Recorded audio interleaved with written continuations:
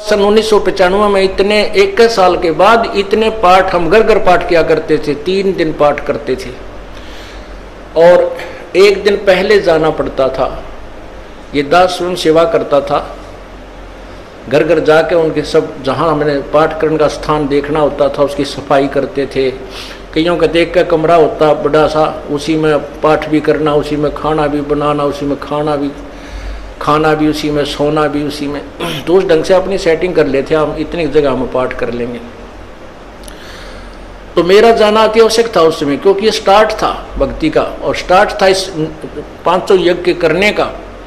किसी को नहीं मालूम था, बच्चे थे सहयोग देने लगे और धीरे धीरे फिर वो क्या हुआ कि इतने पाठ हो गए कि मुझे नौकरी, पहले तो क्या करता था, शुक्रवार को पाठ प्रारंभ किया, शुक्र शनि ड्यूटी करके सामने चले जाते बृहस्पतिवार को, शुक्रवार को रात में तैयारी करते, शुक्रवार को शनिवार को अब पाठ प्रारंभ करके अपनी नौकरी पर चला जाता, फिर शाम ना आ लेता, शनिवार इतवार की छुट्टी हो जाती, काम चल रहा था। वो हफ्ते में हुए, फिर होने लगे डेली। अब अफसर भी दुखी और मैं भी दुखी, तो फिर उस दिन रिजाइन कर दिया परमात्मा के नाम पर। 18 साल की नौकरी होगी थी मेरी।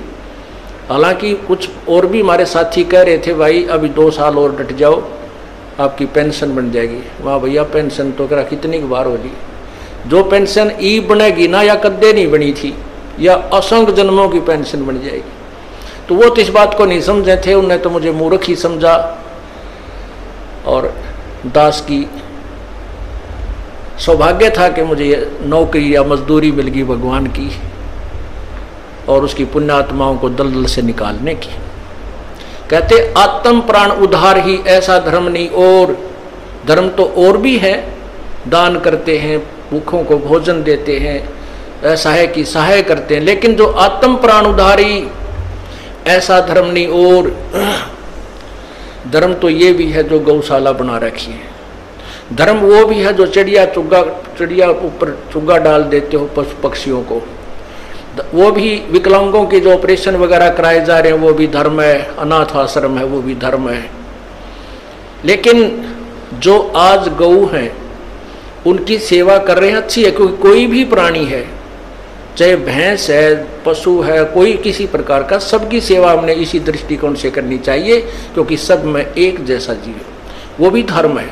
लेकिन अब तो वो आज वो गाय है, आज कोई भैंस है और जन्म होने के बाद फिर वो सूअर की जूनी में जा सकती है, उस बीमारी तो कौन छुटाएगा उसको। तो ये ज्ञान, ये भक्ति, ये आत्मा इस जीव को उद्धार करेगी। वो फिर 84 लाख योनियों में नहीं जाएगा, या तो मनुष्य शरीर होगा नहीं सतलोक चला जाएगा। तो कहते हैं आत्म प्राण उद्धारी ऐसा धर्म नहीं और। तो इस दास को ये आत्म प्राण यानी जीव आत्मा के उद्धार की मजदूरी मिल गई और सहर्ष शुक्र मनाता हूं प्रभु, आपने कैसे दया करी 2 कोटि के जीव पर। और ऐसे निर्मल भगवान की महिमा, ओए होए होए, जिसके नाम लेते हैं रूंग रूंग खड़े हो जाते हैं। उसके बाद परमात्मा की ऐसी महिमा हुई, अब मुझे इतनी खुशी होती है। कैसा निर्मल समाज तैयार हो रहा है।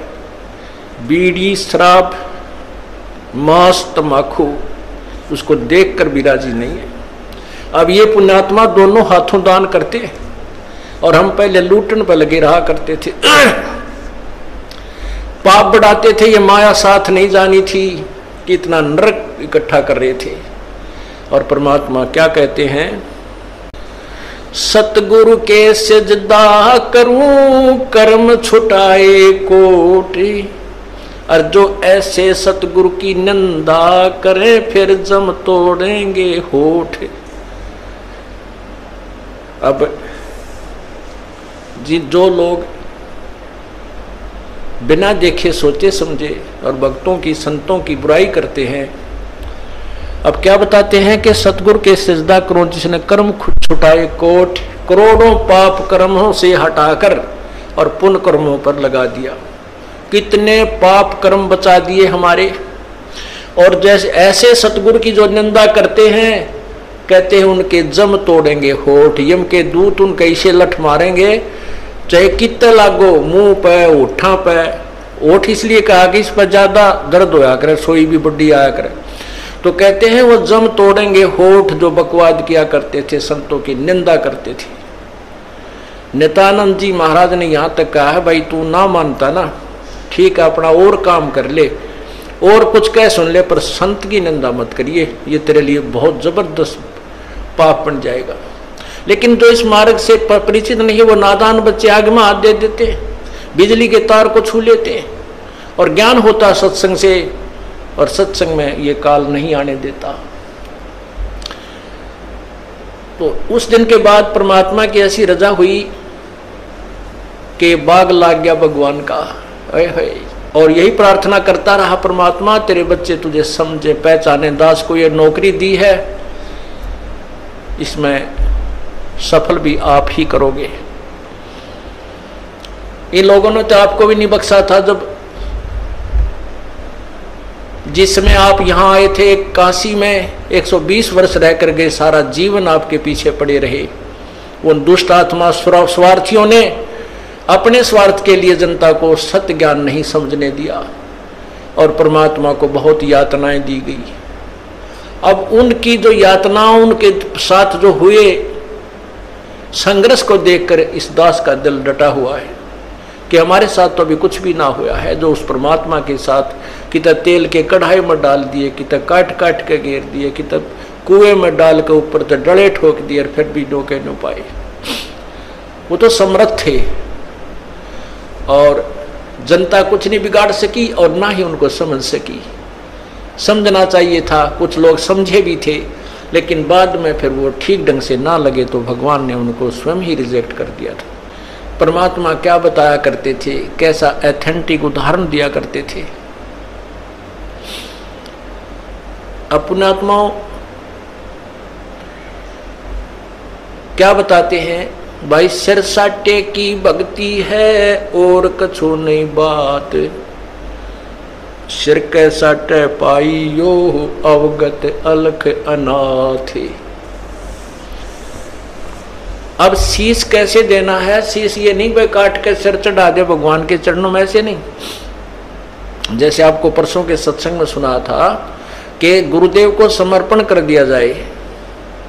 समर्पण का अर्थ यह है कि जो आज्ञा दें वही की जाए, चाहे वो बुरा लग रहा है चाहे अच्छा लग रहा है, उसमें हमारा हित है, अति हित होता है। और संत क्या कहते हैं, भाई बीड़ी शराब मांस तम्बाकू ये मत पीना। संत कहते हैं चोरी जारी नहीं करना, डाके ना डालना, किसी की जेब ना काटना, ये महापाप है तेरे लिए। अपना करके खाना बेटा, भगवान भजना, इससे तेरा कल्याण होगा। और हम यही वचन नहीं मानेंगे तो फिर यहाँ स्कूल में आने की आवश्यकता क्या है, इस विद्यालय में सत्संग में आने की आवश्यकता क्या है। हम गलतियां भी गलती पे गलती करते रहे और फिर सत्संग में भी आ रहे हैं, तो वो फेल हो जाएंगे विद्यार्थी, वो पास नहीं हो पाएंगे।